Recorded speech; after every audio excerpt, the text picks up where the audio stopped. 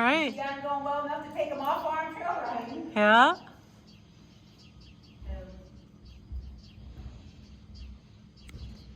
I'm not gonna bother changing those.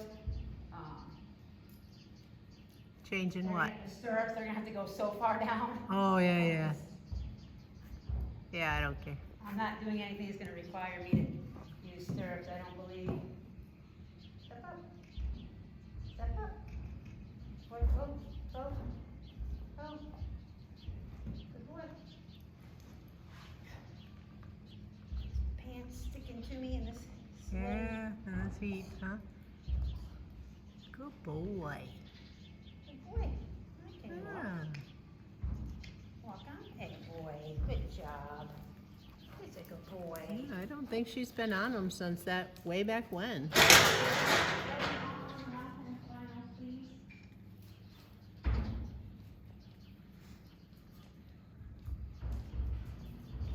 Good boy.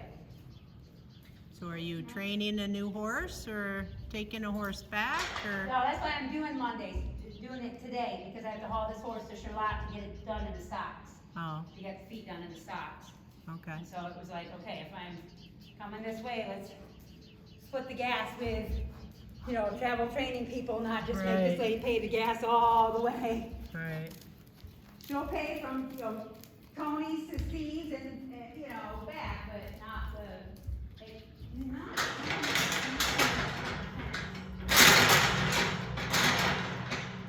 No.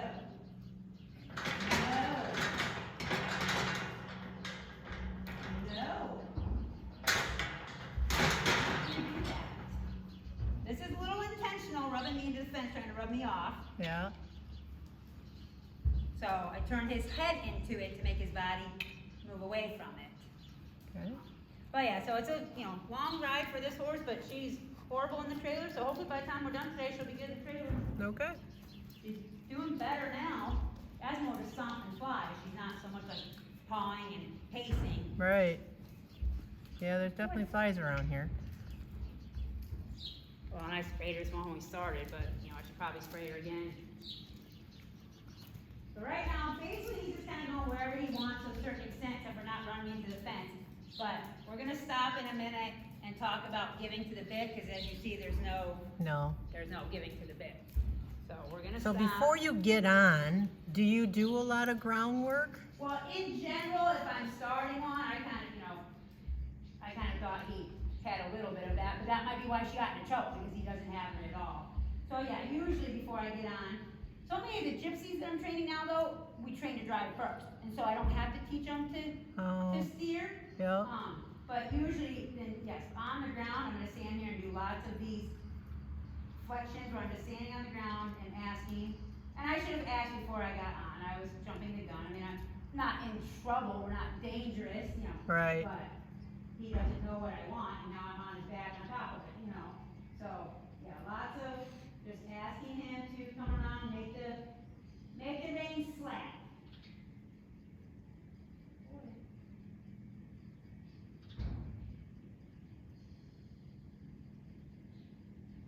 I'll come over a little closer to you next time so you can see what exactly I'm doing. Walk on. I mean, he kind of is figuring it out, but not really. Right. And so what I do is, sometimes I'll go into a halt. I'll just ask them into a halt this way. And just bring my hand around, and then my hand anchors. It either sits on the saddle, my thigh, my hip, wherever. Good boy. And then, because if it's out here as he's moving, it's gonna move back and forth. So when it's anchored and he makes it loose, then I can just let go of it, and that'll be his immediate reward. But it has to be with his feet still. It'd be good if he did it right here, because it's a perfect view for you. Not quite enough. He's almost there, but not quite. He's not pulling on me anymore, but he hasn't actually made it loose. Right. There. Yeah. And I just let go, and it's a smidgen. I mean, it was half an inch. Yeah, Probably. That's I all saw I'm it. asking for right now. And then the next time, I ask for a little more. And I just sit there and wait, and as long as he's kind of, then I just let him work it out. If he starts hanging on me, or pulling the other way, or closes his mouth and just sits there and deals with it, then sometimes I'll squeeze my legs and get a little stimulation to make him try to figure out what I want. Do you have any pressure on your legs with them Nope, doing that? nothing's happening down here, no. Nope. Not at this stage.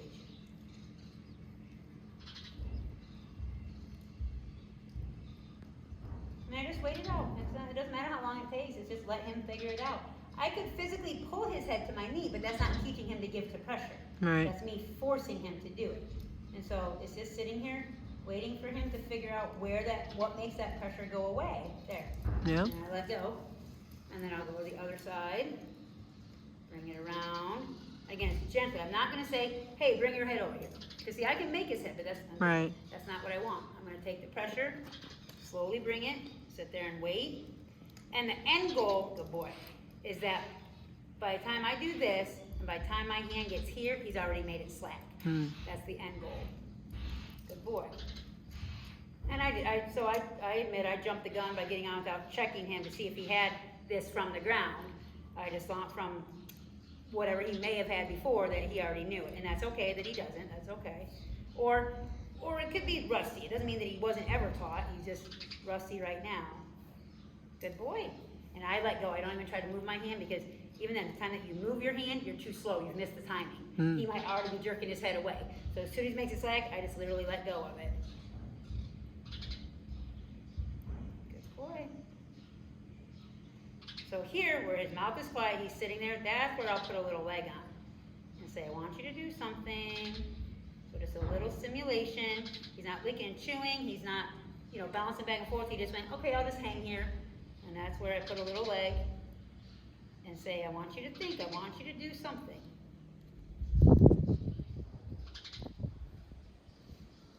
That breeze feels good. Mm-hmm. Good boy. Good boy.